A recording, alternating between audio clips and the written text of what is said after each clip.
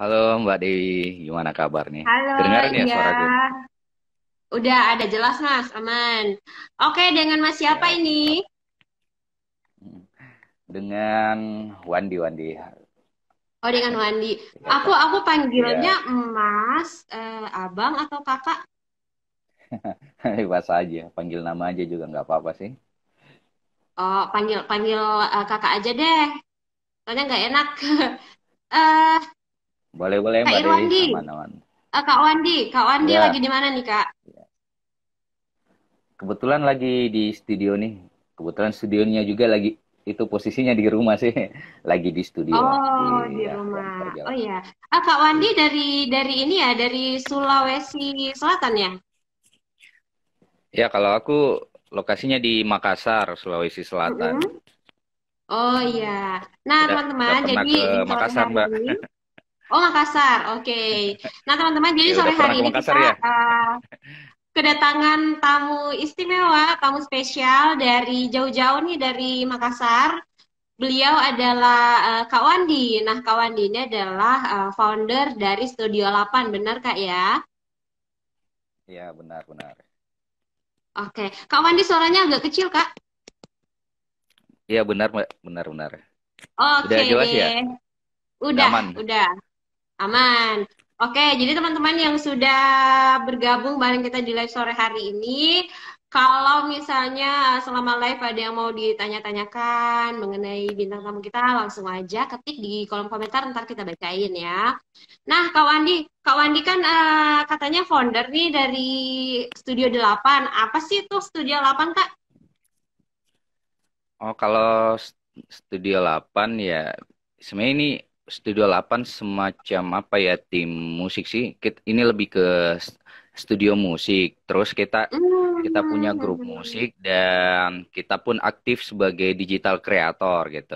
Jadi kita oke. kebanyakan buat konten digital juga di platform YouTube gitu. Kita lebih banyak fokus di YouTube sih. Ya, kurang lebih Oh gitu. gitu. Oh gitu. Berarti Ya. Studio 8 itu sebenarnya nama studionya ya. Iya, Studio atau benar, benar, komunitas sih? benar.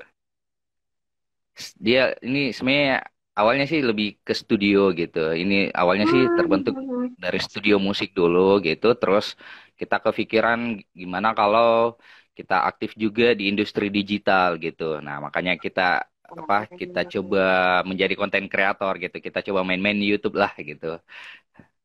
Ya, Wah, seperti keren itulah. banget Intinya nih channel YouTube lah. Kak. Studio 8 ini channel YouTube juga sih. Jadi nama channel YouTube juga Kak ya. Oh ya Kak, Iya, kalau boleh benar. tahu, nih Kak, Studio 8 ini kapan nih awal terbentuknya dan kira-kira gimana bisa sih kok bisa kepikiran gitu? Oke, oke. Jadi sebenarnya gini sih, perjalanan Studio 8 sendiri juga apa ya, banyak suka duka juga sih. Suka suka duka juga. Sebenarnya sebelum kita bentuk channel Studio 8 ini, sebelum Mhm. menjadi channel musik gitu, main di vertikal musik, itu awalnya sih ini channelnya ya gitulah. Aku, dulu sih aku sendiri gitu, saya masih sendiri gitu, kepikiran untuk jadi Oke. konten kreator nih, jadi konten kreator. Tapi kan banyak keterbatasan apa segala macam, nggak punya alat, terus skill juga nggak ada. Makanya aku ngajak teman yang punya skill dan yang punya alat gitu. Akhirnya kita bentuk channel YouTube. Itu awalnya sih namanya ada ideku. Nah itu kita kepikiran lebih Hmm. banyak buat konten tutorial dulu, tutorial. Nah berjalannya waktu tim pada bubar gitu, tinggal aku sendiri. Oh iya Akhirnya ya, mikir-mikir-mikir lagi buat konten gimana ini bisa tetap eksis di YouTube kan sebagai konten kreator. Akhirnya buat benar. konsep baru itu main di konsep komedi. Nah, alhamdulillah berkembang. Tapi pada 2019 itu kita kan mulainya di 2018 nih. Tepatnya itu di bulan Juni 2018. Nah, akhirnya Oh main iya. komedi sampai 2019. Nah, stuck di situ, grup bubar, grup komedi bubar, mikir-mikir-mikir lagi, akhirnya buat konten apa ya, semacam konten-konten monolog lah, monolog gitu. Nah, di situ monolog lumayan naik dan pada saat akhir 2019, nah di situ kita kepikiran untuk rubah konten channel ini jadi channel musik gitu. Makanya langsung berubah jadi Studio 8. Jadi Oke. Studio 8 ini pada dasarnya sih dia terbentuk di bulan-bulan akhir 2019 lah, November 2019 gitu. Nah, Kak, tadi kan Kakak cerita sebenarnya awal mula bangetnya nih terbentuk dari 2018 ya, which is itu udah berjalan bisa dibilang udah 3 tahun lebih ya. Udah mau 4 tahun nih, Juni Iya, nih. benar. Nah, tadi kan Iya, udah benar, Mbak. ganti-ganti konten tuh mulai dari video komedi, terus musik, akhirnya monolog, terus balik lagi ke musik. Iya, Nah, Kak, akhirnya musik. kalau sekarang nih, jadi konten yang diangkat tuh musik aja, atau ada konten-konten yang lain juga? Atau sekarang nih fokusnya di musik aja, Kak? Atau gimana? Oke, di tahun pertama kita bentuk Studio 8 sih memang kita fokus di musik nih. Sebenarnya sih kita kepikiran kenapa main di musik. Waktu itu kita Hmm, melakukan riset sih, kita mikir nih konten apa yang kira-kira peminatnya atau pasarnya ini konsisten gitu, konsisten. benar-benar. Kedua, kemungkinan konten kita ini dinonton atau didengar berulang-ulang gitu, dinonton berulang-ulang. Makanya kita kepikiran musik Hmm. gitu. Jadi 1-2 tahun pertama ini kita memang fokus musik, nggak ngupload yang lain-lain gitu, jenis konten yang lain nggak ada. Tapi next ke depan itu kita memang coba main di movies, short movies gitu. Jadi Studio 8 ke depannya selain musik, kita juga produksi musik video original. Terus kita juga coba main di short movie, kurang lebih gitu Mbak Dewi rencananya. Gambaran Oh kemarin gitu. sama rencana ke depan gitu. Rencana ke depan. Tapi kan aku lihat kemarin di konten Studio 8 nih udah ada juga ya short movie ya. Iya Mbak, kita memang sih ada rencana lebih banyak nanti ngupload short movie sih. Ini lagi ada project juga Berarti, sih, project short movie komedi gitu. oh, oh iya iya iya. Berarti bakal dihajar semua nih, mulai dari short movie, terus komedi, kemudian musik juga. Tapi nih kalau kakak melihat kira-kira chance terbesarnya itu dari mana? Apakah musik atau short movie, Kak? Untuk saat ini sih kita masih menjadikan konten unggulan kita itu di musik gitu. Karena melihat ya ketertarikan orang khususnya orang-orang Indonesia kan, apalagi anak muda, kita tahu penonton di YouTube kan range-nya itu di usia 13 dan 20 sampai 25 tahun yang paling banyak kan jumlahnya. Nah, kita coba riset kira-kira mereka sukanya itu jenis konten apa gitu. Memang sih ada selain musik ada gaming juga kan, cuman passion kami Oh itu iya bukan di iya. gaming. Ya, makanya kita coba kayaknya musik nih yang lebih lebih enak lah gitu. Makanya kita tetap ke depan juga kita porsinya lebih banyak musik gini, tapi kalaupun ada project short movie, ada yang ingin kolaborasi atau kerjasama, bolehlah kita garap sama-sama short movie di Studio 8 gitu. Oke, nah Kak kalau misalnya yang pengen gabung dari luar Makassar bisa nggak nih? Siapa tahu kakaknya ke depannya bisa nih kolaborasi sama Studio 8 nih. Iya, benar-benar. Jadi memang kita menyadari sih dan memahami kalau kadang sebagai konten kreator kan kita ada fase yang stuck gitu, kayak fase kayak Benar-benar.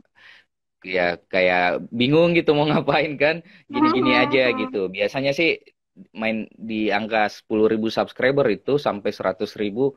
Kalau menurut kita sih itu sebaiknya konten kreator berkolaborasi gitu, berkolaborasi biar naik lagi. Soalnya secara organik sih untuk sampai ke 10.000 itu ya gampang-gampang susah sih. Tapi 10.000 ke 100.000 itu butuh benar-benar riset, butuh kolaborasi. Nah itu butuh kolaborasi. Nah Studio 8 pun kita welcome sih buat teman-teman khususnya yang punya minat di musik atau short movie, itu bisa bisa banget sih berkolaborasi. Sampai sejauh ini pun kita bisa besar ya karena kolaborasi juga sih Mbak Dewi gitu ya. Kolaborasi, iya.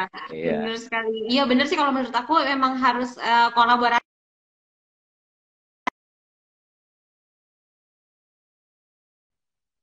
Oke, ini jaringannya lagi ada jeda lagi. Iya, tunggu lagi. Oke, udah. Ya, Udah Kak? udah aman. Rekaman? Udah aman Oke. aman aman. Kak, tadi kan kakak bilang Studio 8 itu welcome tuh bagi siapa aja yang pengen gabung, terutama mungkin yang punya talenta di bidang musik. Nah Kak, kalau misalnya nih ada yang mau gabung nih sama Studio 8, kira-kira gimana tuh cara gabungnya Kak? Ya kalau ini kan kita lebih lebih berkolaborasi aja. Mis- Misalnya nih teman-teman ada karya nih, karya musik gitu. Terus atau misalkan channel dia punya skill di musik, terus punya karya yang apa? Yang dia rasa bagus gitu. Hanya channelnya mungkin belum belum besar gitu atau belum apa mereka belum terekspos gitu. Nah, bisa kerjasama sama Studio 8. Kita bisa kontak aja Instagramnya atau bisa email aja di studio8 id.official@gmail.com. Itu kita apa welcome, kita kita bisa membuka kerjasama dalam bentuk apapun, khususnya di konten musik dan short movie gitu. Nah, biasanya sih kita gitu bantu dalam hal produksi, terus dalam hal kita bantu claiming gitu. Misalnya kan gini, ada nih banyak konten kreator gitu. Nah, punya potensi nih, punya karya yang bagus, tapi bingung gimana ngurusinnya gitu, gimana ngurusin Mhm. aset musiknya, biar nggak Bener-bener. dicolongkan sama orang lain, nggak dicuri sama orang lain, terus yang Mhm. reupload kita bisa klaim revenue-nya gitu. Nah, itu sudah 8 bisa bantu. Kebetulan kita kerja sama sih, sama Collab Asia Musik gitu. Ya, Wah, itu bisa keren dibantuin banget nih. hal-hal gitu. Keren banget. Nah, tuh teman-teman yang lagi gabung di live IG buat kalian yang punya mungkin punya apa ya, punya musik yang belum terekspos, punya talent juga di situ, bisa nih langsung menghubungi Studio 8 langsung aja ke Instagramnya atau ke mana tadi ke alamat email ya. Teman-teman Iya, masih boleh, boleh. dibuka ya buat kalian yang pengen bertanya apa aja nih ke bintang tamu kita di sore hari ini langsung aja di kolom komentar. Ada yang komen tuh dari Bagio Kacong Kak munduran dikit cantiknya kelewatan. Waduh, makasih ya. Stay tune ya, jangan kemana-mana. Kak, aku mau tanya lagi dong. Kalau Boleh. misalnya Studio 8 itu kan kakak bilang tadi ada banyak-banyak sekali yang bergerak di belakang itu ya, di belakang layar ya bisa dibilang ya. Ya, betul, betul, Tapi kalau betul Studio banget. 8 ini itu ada membernya kah atau gimana tuh Kak? Aku masih kurang ngerti nih, kurang paham nih dengan konsepnya Studio 8 ini. Itu ada member, ada Oke, pengurusnya atau gimana tuh Kak di situ? oke, siap. Jadi sebenarnya secara kepemilikan Studio 8 sih memang itu ownernya cuma satu aja gitu. Cuman aku aja. Hanya kita memang membentuk banyak tim sih, tim khususnya tim produksi. Jadi Hmm. Hmm. Studio 8 selama ini sih memang banyak kerjasama sama beberapa musisi-musisi gitu. Ada yang aktif membuat remix misalnya, yang DJ TikTok gitu kan. Nah, itu selama ini kita kerjasama sih sama ada timnya Andri Potter misalnya, aku sebut aja namanya. Nah, itu kita aja kerjasama di Andri Potter sebagai produser juga itu punya tim lagi gitu di belakangnya. Contoh masih Kipah Levi, Hmm. Elfrieds gitu. Nah, itu kita kerjasama. Nah, selain mereka kita kerjasama lagi sama musisi yang genrenya beda ya, misalkan hip hop gitu. Di sini kita kerjasama sama ada Skinny Ras gitu. Gitu pun genre-genre musik yang lain gitu. Nah, makanya Studio 8 ini timnya sangat banyak di belakang lah, tapi Wah, beda-beda genre musiknya gitu. oke. Berarti ada banyak talent-talent juga di sana Kak ya, yang gabung di Studio Benar, 8. benar. Oke, Kakak, Iya, tapi kita memang scouting eh, talent juga sih, Mbak Dewi. Kita oh gitu. banyak nyari-nyari talent juga sih, khususnya di Makassar gitu. Ada apa yang potensi atau minat di bidang musik gitu, terus mau jadi konten kreator, boleh gabung di tim Studio 8. Soalnya Studio 8 kan yang bantuin produksi gitu, khususnya produksi dan pemasarannya gitu. Hmm. Oh gitu, oke. Nah tuh teman-teman, ini Kak ada komentar nih dari Jiman Yusuf, katanya pengen kolaborasi bareng Studio 8 di musik. Nah kebetulan Jiman ini Boleh, juga Mas Iman. di bidang musik nih.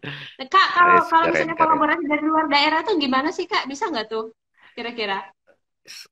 Ya, kalau seperti yang tadi saya sampaikan, kita memang udah banyak kolaborasi kan dan rata-rata sih memang dari luar. Contoh Oh contoh iya iya dengan iya. Andri Potter kan dia dia domisilinya di Pindrang gitu. Mas Hmm. Elfrieds itu di NTB misalnya yang buat lagu Mama Muda tuh, yang aku Oh suka iya iya body benar-benar. goyang. Nah, itu kerjasama sama Studio 8 kemarin. Oh Sama Mas kolaborasi juga Iki wah juga keren di banget. Batam. Iya. Nah, kalau dari Gorontalo ya sangat bisa lah. Wah, Ayolah, berarti nah, siapa berarti tuh Mas kan Jiman gitu. dari Gorontalo kayaknya belum Iya. ada nih. Boleh nih Jiman masuk nih Jiman. Boleh nih, Oh langsung iya, kontak boleh boleh aja boleh si banget nih. istri kakaknya. Boleh Iya. banget tuh katanya gimana. Kak, tapi kan berarti kalau Studio 8 itu kan punya jadwalnya ya untuk upload konten di YouTube. Nah, kira-kira nih Kak, targetnya sendiri itu untuk talent-talentnya ini gimana? Apakah memang ditetapkan targetnya misalnya kita lagi nggak ada konten nih untuk diupload, atau misalnya tiap talent harus punya konten sejumlah gini kira-kira tiap bulannya? Ada nggak kayak gitu Kak? Hmm. Sebenarnya sih apa ya? Kemarin sih sempat memang kita kita apa coba buat lebih profesional kan gitu. Ada ide, ada apa produksi terus ada target juga gitu. Hanya berapa bulan terakhir ini karena ya kesibukan pribadi juga, kesibukan tim-tim yang lain, kita garap project lain, tetap sih sama gitu. Timnya sama, kita garap project lain. Jadi 2 bulan ini memang Studio 8 nggak produksi dulu, tapi setelah Lebaran ini sih kita bakalan benahi lagi. Jadi apa talent-talent yang sudah ada, yang sudah kerja sama itu kita apa kita coba meetingkan lagi, kita meeting lagi, kita buat kira-kira mau buat project apa gitu, terus berapa project gitu. Nah itu kita akan benahi lagi ke depannya gitu, setelah Lebaran lah ini. Wah, berarti kita semua Ya, menantikan nih project dari Studio 8 setelah Lebaran nanti kira-kira ada hal-hal baru apa nih dari Studio 8 nih. Wah. Oke, iya, Kak. Kak, siap. sebagai founder Studio 8, aku mau tahu nih apa nih kira-kira suka dukanya Kakak sebagai founder. Apa ya suka duka? Mungkin aku lebih cerita apa ya jadi ya mulai dari awal-awal jadi konten kreator kan gitu. Jadi memang sih Mhm. di awalnya kan secara pribadi sih aku memang kepengen jadi konten kreator gitu, kepengen populer kan gitu. Cuman dulunya sih Benar-benar. kepikiran jadi konten kreatornya tuh di apa buat kontennya tuh konten-konten tutorial gitu atau motivasi-motivasi gitu. Tapi ya di satu sisi juga kan kita juga melihat riset, kita juga lakukan riset, kita melihat pasar juga, akhirnya kita memutuskan untuk apa? Untuk main di konten musik. Suka dukanya sih memang kebetulan aku mulainya ini benar-benar dari nol gitu, bahkan dibilang minus sih, minus gitu. Jadi apa? Dulu kan memang pernah kerja nih, kerja terus memutuskan jadi konten kreator itu menjadi pilihan apa? Setelah kerja berwirausaha terus betul-betul memutuskan untuk menjadi konten kreator. Nah, itu pilihan yang cukup apa ya, cukup sulit juga sih, tapi kita melihat peluangnya itu sangat besar lah sebagai apa peluangnya sangat besar di industri digital gitu. Makanya kita Benar-benar. coba komitmen dan konsisten gitu untuk tetap apa gimana caranya biar bisa sukses lah di industri digital. Nah, awalnya kan kita cuman bermodalkan HP gitu. Makan kalau bisa sih aku sebut HP-nya itu paling Oppo F5 gitu. Kita pakainya kan sebut merek nih. Nah, itu jadi apa ya? Dengan alat seadanya itu ya gimana gimana caranya kita bisa mulai gitu. Kita bisa mulai akhirnya akhirnya ada teman-teman yang satu visi misi kita rekrut gitu. Terus ada yang datang dan pergi gitu. Nah, itu kita kita apa ya istilahnya?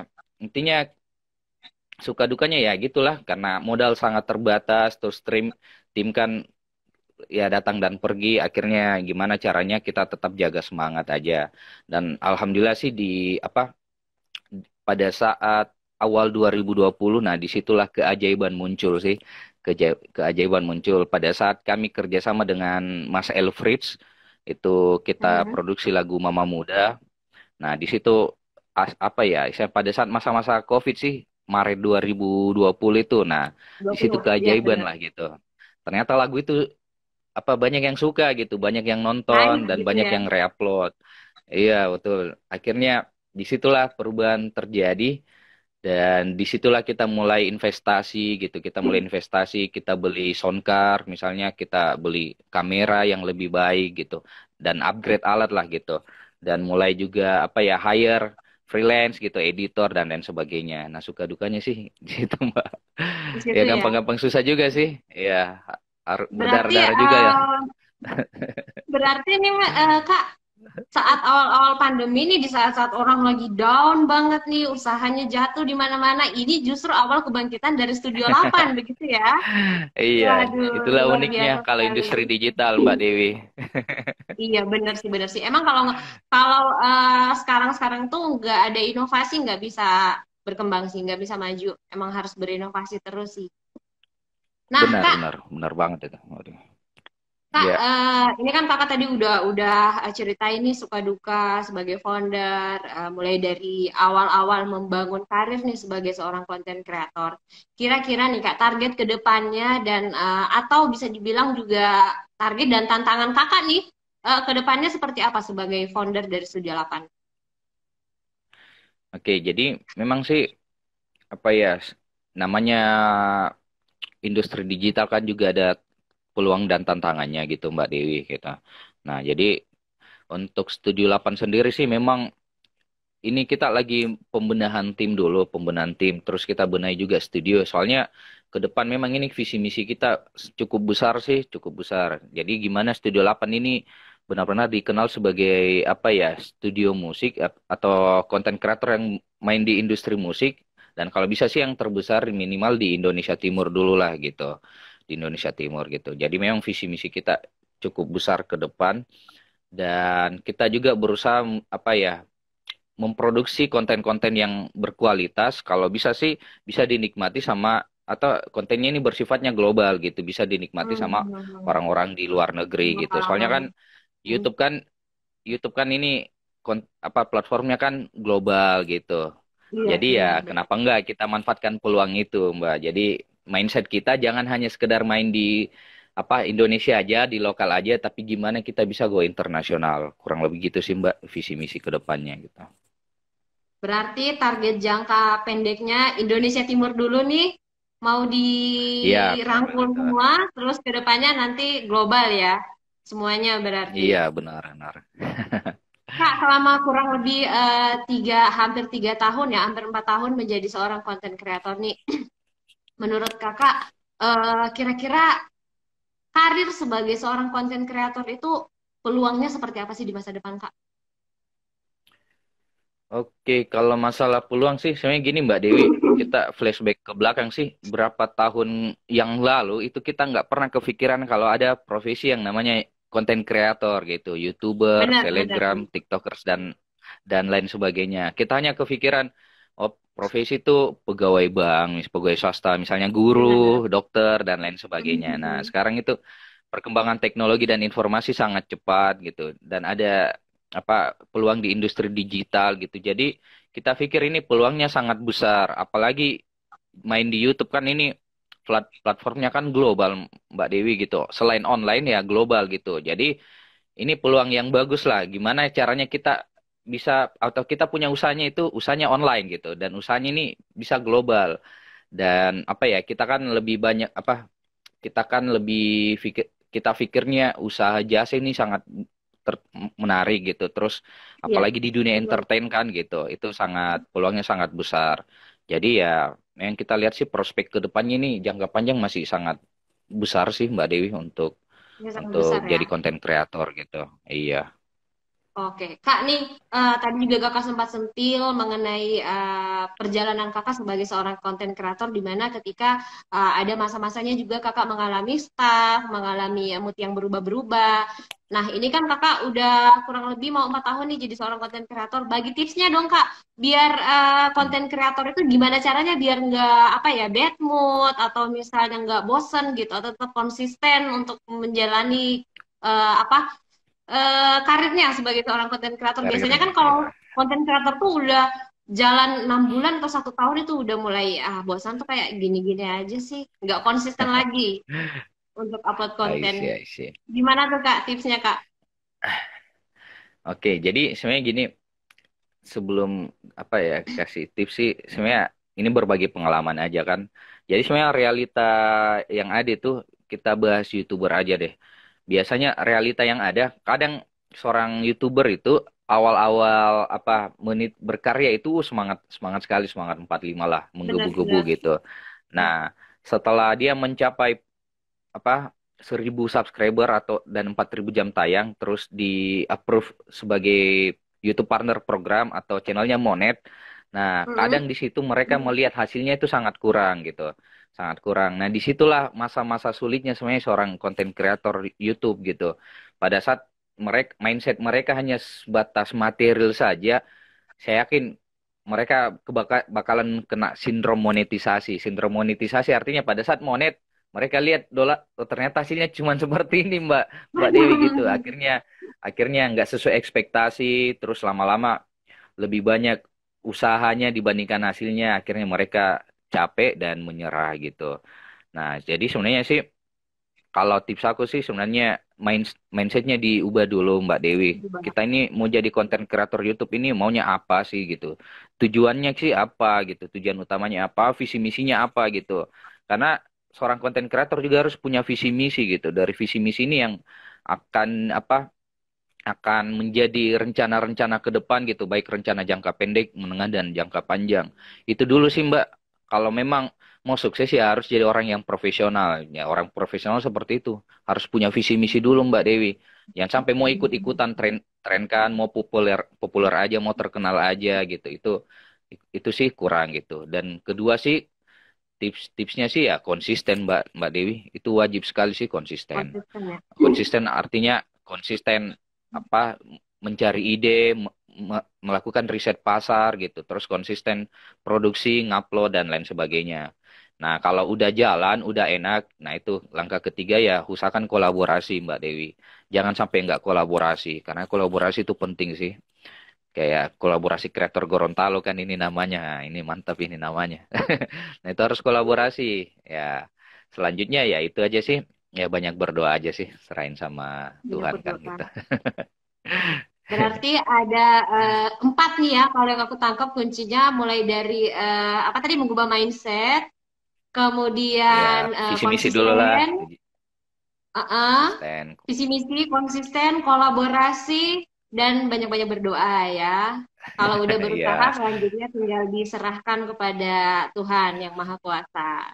Nah, ya, Kak, betul. tadi kan udah panjang lebar nih bercerita mengenai awal mula Kakak berkarir sebagai seorang content creator. Aku pengen tahu nih, Kak, selain sebagai seorang content creator, kira-kira kesibukan Kakak sehari-harinya apa nih, Kak? Kalau kesibukan sih, aku juga kerja kan gitu. Karyawan swasta, cuman kerjanya kan remote. Remote aja, jadi kerjanya di Hmm. rumah. Nah, kebetulan juga kerjanya sih di bidang-bidang YouTube juga sih gitu. Di bidang YouTube. Hmm. Nah, kedua juga aku aktif di komunitas YouTubers Makassar gitu. Ya, Wow. alhamdulillah sih dari 2018 dipercaya jadi koordinator juga sih di komunitas YouTubers Makassar sampai Oke. sekarang. Jadi komunitasnya juga aktif sih buat agenda-agenda gitu kayak talk show, workshop dan lain sebagainya. Dan ketiga sih aku juga banyak kembangin sih channel-channel YouTube yang lain. Jadi selain Studio 8, kami juga punya banyak channel sih, ada channel yang apa main di konten anak-anak gitu. Terus kita lagi buat komunitas e-sport gitu. Dan banyak lah gitu. Intinya apapun itu nggak jauh-jauh lah dari industri digital Nggak apalagi jauh-jauh YouTube ya. Mbak Dewi. Berarti nggak ada Iya. kesulitan Kak ya dalam mengatur waktunya nih antara pekerjaan dan juga komunitas yang Kakak pegang dan juga Studio 8 itu sendiri. Iya, Kak, sebenarnya eh, masalah waktu masih aman sih, cuman kepala aja kan masih aman terlalu ya? banyak nih. Tidak nih, kan seorang content creator tuh yang dituntut itu kreativitasnya nih Kak. Jadi Iya, nggak harus apa-apa kan dua bisa dibilang dua otaknya itu harus tetap tetap berputar untuk iya dua menghasilkan sebuah dua konten tiga atau karya. benar Mbak Dewi. Jadi apa mindsetnya sih gini, nggak apa-apa 2 3 tahun investasi waktu aja dulu, investasi modal dulu gitu, investasi apapun itulah biar bisa apa konsisten kan gitu di industri digital ini. Ya gitu sih Mbak Dewi. Benar-benar. Kakak, tapi em, ini aku mau nanya nih Kak. Jujur nih, kalau misalnya dari kakak sendiri melihat perkembangan dunia kreator sekarang ya, terutama dari YouTube. Kalau menurut kakak, untuk mungkin aku ngambilnya skala-skala Indonesia bagian timur ya. Kalau menurut Iya. kakak nih kebanyakan kan kakak melihat mungkin hampir semua kreator itu mempunyai konten yang mirip-mirip atau senada gitu. Bisa dibilang hampir seragam Iya. lah kontennya. Jadi istilahnya tuh kalau udah ada yang bikin konten satu, terus booming, diikutlah sama konten-konten kreator lainnya. Itu menurut kakak gimana? Apakah bukan bisa, ya ya dibenarkan juga sih ya, karena konten juga yang penting up gitu kan. Tapi kalau menurut kakak sih perkembangan anak-anak kreator sekarang itu gimana sih kak? Apakah semakin hari semakin progresnya itu semakin ada banyak-banyak ide atau lebih banyak yang hanya meniru ide nih Kak? Oke, oke. Jadi kita bicara apa teman-teman kreator di Indonesia Timur aja ya dulu, biar jadi sampel kan gitu. Benar-benar. Oke, sebenarnya gini sih, memang sih sebagai konten kreator YouTube, ya sama sih dengan di platform lainnya gitu. Di apa sosial media kan ada namanya algoritma, Mbak Dewi gitu. Algoritma. Jadi memang sebagai konten kreator ya kita juga harus banyak belajar nih tentang algoritma, apalagi YouTube nih, algoritmanya juga cukup unik kan gitu, cukup unik. Nah, memang sih orang yang apa belajar algoritma kadang kan juga melihat yang lagi tren nih karena kenapa ada indikator search volume lah gitu, ada poin search volume, ada sesuatu yang lagi banyak dicari nih Mbak Dewi di waktu sekarang ini. Nah, kadang kan konten konten ada nih konten kreator yang kontennya itu real time gitu. Apa yang lagi trending, nah dia Benar-benar. ngangkat itu sah-sah aja sih, sah-sah aja karena kenapa? Karena kenapa ya mereka melihat apa ya persentase search volume untuk topik itu lagi naik-naiknya itu nggak apa-apa bisa itu sih lebih apa tujuannya untuk menambah jam tayang sih bisa menambah jam tayang itu bisa cuman untuk apa channel yang kuat itu ya memang sih kita butuh juga subscriber organik yang loyal gitu nah caranya itu Benar-benar. ya kalau bisa channelnya itu channelnya itu nggak terlalu ikut arus juga sih harus konsisten dengan kontennya gitu soalnya orang banyak banyak malah subscribe kalau channelnya kan gado-gado. Baru Mm-mm, pas mm-mm. ada perang Ukraina, upload perang Ukraina gitu. Pas ada ini, upload konten ini gitu. Nah, kadang penonton bingung gitu. Ini channel channel apa sih gitu. Nah, beda kalau teman-teman yang apa konsisten, misalkan musik ya suka musik. Pasti kan yang subscribe orang-orang yang suka musik gitu. Nah, Benar. terus yang aku lihat sih di teman-teman Indonesia Timur ini sebenarnya cukup lumayan sih udah mulai pada naik, apalagi di industri musik kan. Nah, teman-teman di Gorontalo itu kita di apa ya para konten kreator ini melihat Gorontalo ini gudangnya Pak musisi gitu, gudangnya musisi. Nah, kita lihat banyak yang populer di apa di konten musik gitu. Nah, itu yang sangat-sangat harus dikembangkan sih Mbak Dewi kita kita lihat gitu. Nah, terus kedua, kita lihat juga sih Indonesia Timur itu dikenal dengan komedinya kan, dikenal komedinya. Di Benar-benar. Gorontalo kita melihat channel-channel yang populer itu banyak main di komedi gitu. Nah, itu bisa dikembangkan Iya. gitu. Entah itu pakai bahasa lokal atau bahasa yang formal gitu, bahasa baku, it's okay sih nggak masalah. Itu. Terus teman-teman di Papua juga kan naik dengan konten musik dan komedinya. Nah, itu yang harus diapresiasi dan disupport gitu. Nah, jadi aku lihat sih memang teman-teman di Indonesia Timur ini udah lumayan bersaing sih, udah melihat lah pasar pasar di industri kreatif ini seperti apa gitu dan mereka sudah mulai memperlihatkan kualitas juga dengan cara ya nggak ikut-ikutan gitu buat buat daya tarik tersendiri buat gaya sendiri gitu dan akhirnya dibantu dengan mungkin apa ya misalnya kolaborasi dan perusahaan apa ya mungkin support-support dari pihak luar kan gitu akhirnya bisa besar intinya apapun itu teman-teman apa konten kreator buka aja peluang kerjasama gitu. Apa kalau ada orang yang menawarkan kerjasama ya nggak apa-apa terima aja atau pelajari aja dulu gitu. Biar besar jangan main sendiri gitu. Itu perlu juga sih soalnya Benar-benar. lebih ke partnership dan kolaborasi juga sih Mbak Dewi. Nah, itu dia teman-teman Ya gitu. tips dari dari kakak kita di sore hari ini, Kak Wandi.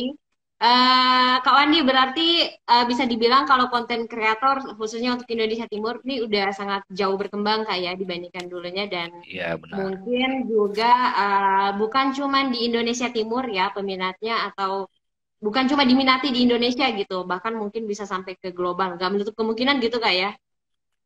Iya benar-benar Mbak Dewi. Oke, Kak, terakhir nih Kak. Kira-kira apa Ya, nih pesan kakak buat teman-teman yang mungkin baru akan memulai karirnya sebagai seorang content creator?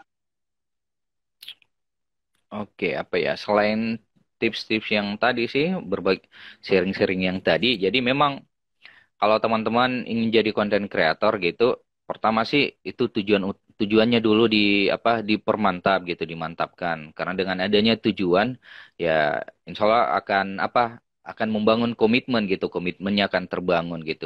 Kalau ada komitmen kan itu akan bisa menjaga itu bakalan potensinya untuk konsisten itu lebih besar gitu.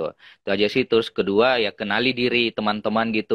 Kalau baru mulai mau berkarir di YouTube gitu ya kenali diri kalian dulu kira-kira minat kalian dan potensi kalian itu di mana gitu.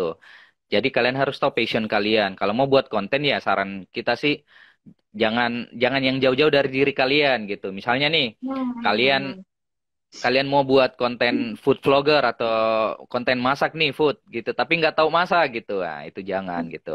Tapi kalau kalian sukanya minatnya di musik, kalian bisa buat karya musik, kalian bisa buat lagu, composing musik dan lain sebagainya. Nah itu cocok di konten musik. Jadi kenali diri kalian juga dulu lah. Nah itu sih sebenarnya simpelnya seperti itu dan yang pastinya yang saya tekankan sih kita tekankan bahwa industri digital ini sudah sangat berkembang gitu dan akan lebih berkembang lagi ke depannya. Maka dari itu kalau bisa kita jangan hanya sebagai penonton aja sih Mbak Dewi, tapi gimana caranya kita bisa juga menjadi pelaku di industri digital gitu ya. Salah satunya jadi konten kreator gitu. Jangan jadi hanya Oke. penonton aja gitu. Ya, Oke itu deh aja sih Mbak Kak. Dewi. Waduh, luar biasa sekali ya obrolan kita di sore hari ini dan terima kasih banyak nih Kak. Kakak puasa nggak by the way hari ini Kak? Puasa puasa. Alhamdulillah Waduh, puasa. alhamdulillah. Oke deh Kak. Semoga amal ibadahnya lancar. Salam juga Kak ya buat keluarga dan teman-teman Studio 8 di sana. Semoga Siap, semuanya siap. sehat-sehat selalu. Oke deh Kak. Kak, terima kasih banyak ya Salam untuk juga obrolan ya, kita di salam sore buat hari ini. teman-teman di Gorontalo ya. Oh iya, Salam buat siap. Pasti teman-teman aku kreator sampaikan. Gorontalo. Dan juga ada ketuanya nih yang lagi nonton kita live di sore hari ini. Dapat Siap, salam nih siap. dari komunitas Studio 8 di Makassar ya. Kakak, Ya, sekali lagi bisa terima lah kasih nanti banyak Kak. buat waktunya Ya, sore hari ini. Gimana Kak? ya sama-sama. Ya, bisa lah nanti teman-teman komunitas Gorontalo bisa panjang nih kolaborasinya dengan teman-teman YouTubers Waduh, Makassar gitu. Kita buat pastinya, proyek aja pastinya. apa gitu kan. Iya, siap Kak. Itu yang ditunggu-tunggu sama teman-teman di Gorontalo ya. Biar kita bisa melebarkan sayap nih kolaborasi dengan Siap. teman-teman di Makassar. Oke deh Ya, Kak. mudah-mudahan Kak, terima KKG kasih juga banyak bisa sekali bisa lagi. buat proyek YouTube Rewind nih tahun ini Wah, Gorontalo. wah, ditunggu tuh Kak, ditunggu pasti. Jiman Ya, denger tuh Gorontalo katanya buatlah. bisa buat YouTube Rewind nih di akhir tahun 2022 nanti. Dinantikan ya untuk konten-kontennya selanjutnya. Ya, siap, Kakak, terima ditunggu. kasih banyak Ya, ya sekali lagi untuk obrolannya hari ini. siap. Jangan lupa teman-teman yang lagi ikutan nonton di live kita sore hari ini untuk follow atau subscribe YouTube dari Studio 8 ya. Ini adalah YouTube yang foundernya bintang tamu kita di sore hari ini yaitu Kak Wandi. Jangan lupa juga untuk follow kolaborasi kreator Gorontalo dan buat teman-teman yang ingin bergabung juga di kolaborasi kreator Gorontalo, kita menantikan dengan sangat terbuka. Langsung aja kunjungi profil Instagramnya, kemudian ada link untuk pendaftaran di situ. Oke deh Kak, terima kasih banyak. Selamat sore. Oke, Guys, jangan sama-sama lupa Mbak terus Dewi. saksikan. Iya, Kakak, terima kasih banyak. Bye-bye. Jangan lupa terus saksikan Bye-bye. KPC Kreator Punya Cerita hanya di live IG kolaborasi Kreator Gorontalo setiap jam 4 sore. Dadah, sampai jumpa.